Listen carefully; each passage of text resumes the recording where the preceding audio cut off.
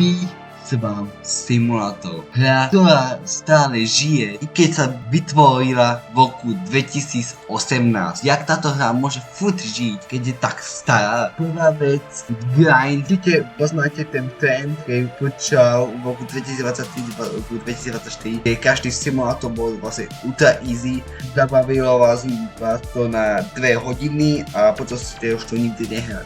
Tak Výzvam Simulator je úplný opak, to môžete hrať plne niekoľko hodín a dostanete sa do maximálne midgameu. Prvý dôvod, že vás to vie zabaviť na viac hodín, druhý dôvod je quest. V hre sú tak bilión questov, že vás hra nikdy neunudí, pretože furt máte tam čo robiť a čo. Tretí dôvod, prečo Výzvam Simulator je tak populárny. Výzvam Simulator je veľmi známy tým, že keď niekedy simulátor umre, tak Výzvam Simulator získava popularitu. A Výzvam, keby bol nutný, tak by ho vlastne nikto nehral, takže je dosť zábavný, je to dosť dobrá hra, kde proste sa viete zabaviť na niekoľko hodín. Ja už to nehrám, ja som to kedysi hral, ale je to určite hra, ktorú doporučujem a to je tedy, jak vlastne táto hra môže celá žiť.